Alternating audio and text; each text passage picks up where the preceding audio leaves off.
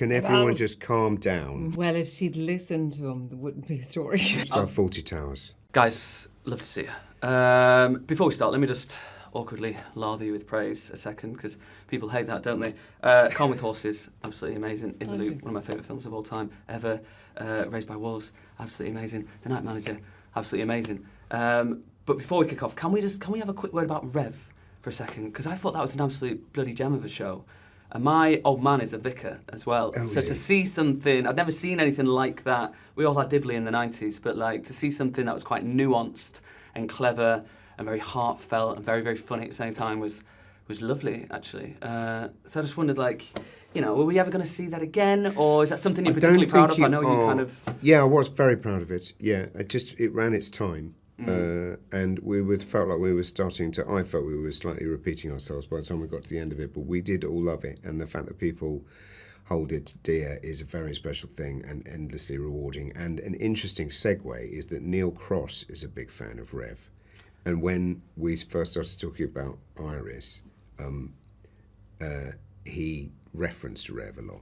So then we got a little bit of Rev into Iris, which is I leave that there as a cookie to be discovered. A little Easter egg. What does it have in common with Rev? Yeah, and nothing on the face of it. But if you watch the whole series, you can see what the connection is. That's very interesting you say that, because I don't want to, like, you know, this is kind of for my second half of the interview, really, to talk about your characters. But it doesn't feel like a show. Well, on the outset, if you see a trailer, you think, okay, you've got a protagonist, you've got an antagonist, you've got two people who, with their own thing going on, you're going to like one more than the other. But in the show, despite the flaws between... You kind of root for everyone, which feels very strange. And in a Rev kind of way, it's sort of nuanced and people feel real. And there's a niceness, is that the wrong word?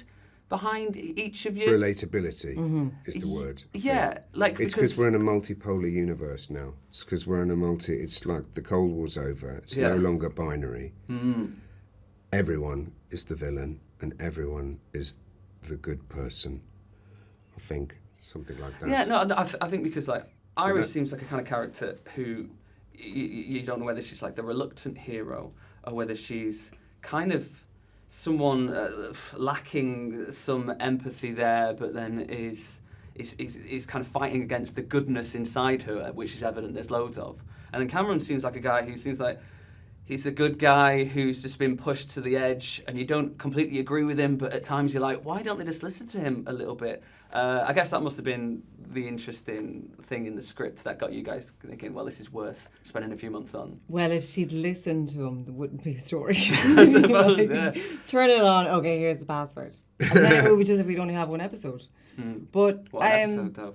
What an episode. Well, I think that's the whole point, is that you're always, it's like, well, I hate to bring it into the conversation, but the whole idea of AI and, you know, you've people who are totally embracing it, and then you've other people who don't want to and fear it. And I think that's what makes us human, because we're looking at it from we question everything. It's also because it's a long-form TV show, so it's in the interests of the writer to keep it. You want to be able. It affords you the luxury of being able to go into the deeper. To see different characters in different ways, whereas if it was a single film, I mean, if it was a 90 minutes, you know, in a way, people have to stay in their box a bit more. So you've got your antagonist, protagonist, but over 8 episodes to string it out, because in a way, it's a very simple story. So you need to be thrown. It's a long chase sequence, isn't it? So you need to be thrown from different episodes into different sympathies to keep your interest up. I do find myself each episode just feeling like, can't they just work it out? Because the chemistry between you guys, even on the phone, is sort of like, these guys, like, I'd rather just like listen to these guys, have a chat, have an argument, and then like, I suppose not move on, it'd be boring as hell, but like, it's frustrating, which is a good thing, I think. It's about 40 Towers. There's an element of like... Can everyone just calm down? Can you just calm down? Be sensible. Speaking about you just Neil need Cross, a bit of a sleep, and you need something to eat, and you need to lie down. You need a little nap.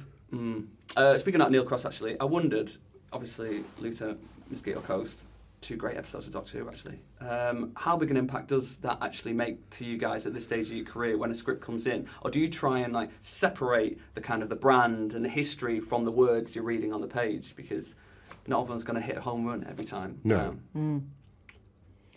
No. You just look at the script. I think it's always down to the writing.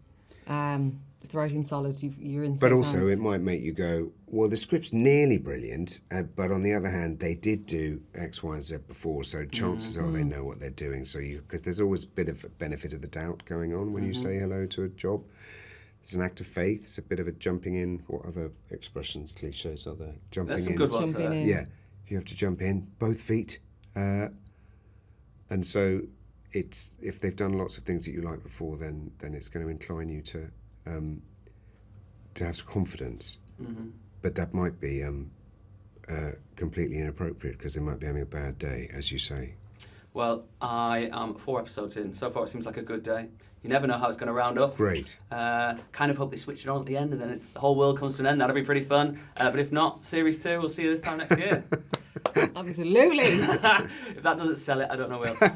Cheers, guys. Brilliant. Really enjoying Thank it. you. Lovely to meet you both. And I'll catch you down the road, I guess. Thank you Thanks so very much. much.